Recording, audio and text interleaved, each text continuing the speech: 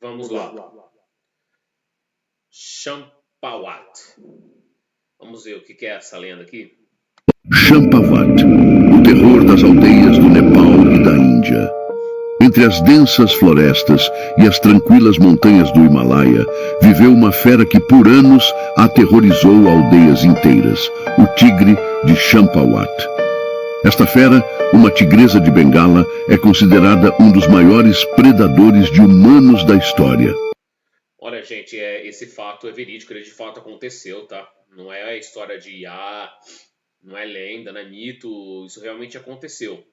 Nessa tigresa Champawat existe essa história, existem referências bibliográficas comprovando que é uma história real. Aí vocês vão ver que ele vai falar aí, né?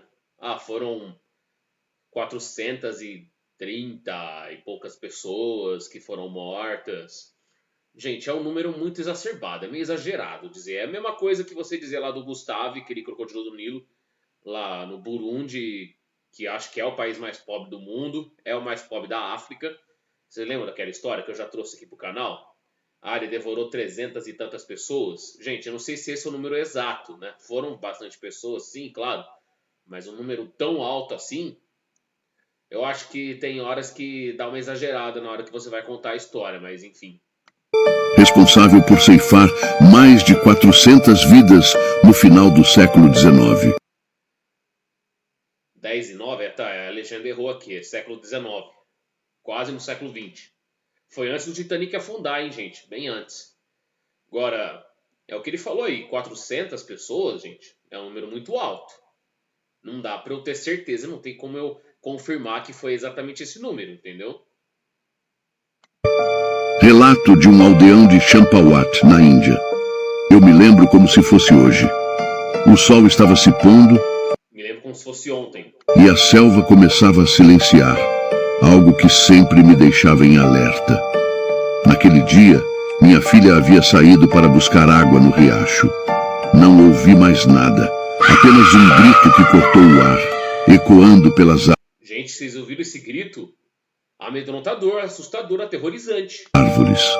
Corri o mais rápido que pude, mas tudo o que encontrei foi o balde derrubado e marcas profundas no solo. Nunca mais a vi. Dias depois, as autoridades da região nos avisaram. Era o tigre de Champawat.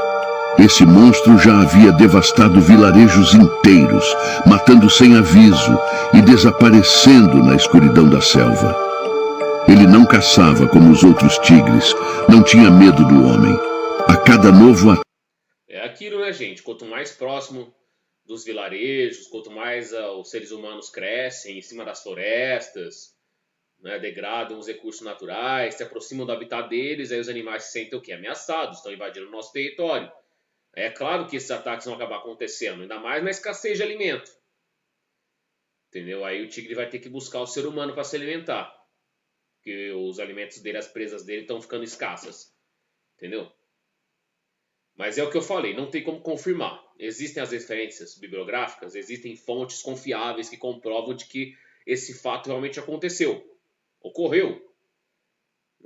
Essa tragédia aí que ceifou muitas vidas. Agora 400, gente, eu acho que é demais. Eu não confirmo que é esse número, não. O ataque deixava para trás famílias destruídas, aldeias apavoradas e uma trilha de sangue que parecia nunca terminar.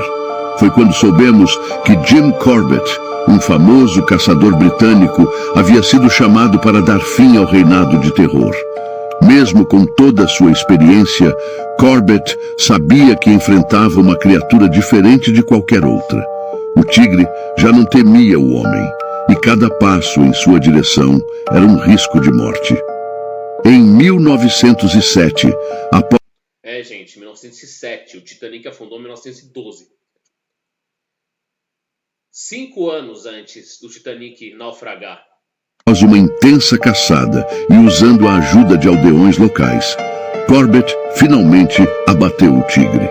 A fera que havia aterrorizado uma vasta região durante anos foi finalmente silenciada.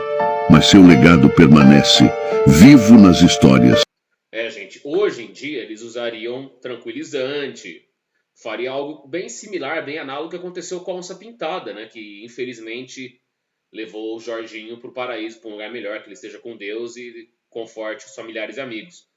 Então, poderiam fazer algo do tipo, né? Hoje em dia, que nós temos recursos, que a gente tem mais conhecimento, a gente tem informação, a gente tem cultura, a gente tem bom senso em proteger os animais, em salvar a biodiversidade, temos que cuidar da natureza, do meio ambiente. Mas na época, eles tinham que ceifar, porque eles acreditavam o quê? Já que antigamente, né, o conhecimento não era tão volumoso, assim, não tinha tanta informação, não existiam redes sociais, internet. Gente, na época era só rádio, né? Se é que existia o rádio na época. Era só jornal, era muito livro, entendeu? Naquela época ali, no começo do século XX, no final do XIX, eles acreditavam que tinham que abater os animais de alguma forma, né? Só que hoje em dia eles levariam para um recinto, né? Para um zoológico, para algum lugar, porque não pode ficar na natureza, né? Para não causar mais tragédias com mais pessoas. E no medo que ainda assombra os descendentes daqueles que testemunharam sua fúria. Hoje, o tigre de Champawat é uma das lendas mais sombrias da Índia, símbolo do delicado equilíbrio entre homem e natureza, e de como uma única criatura pode transformar-se em um demônio. Não fiquem demonizando os animais, não.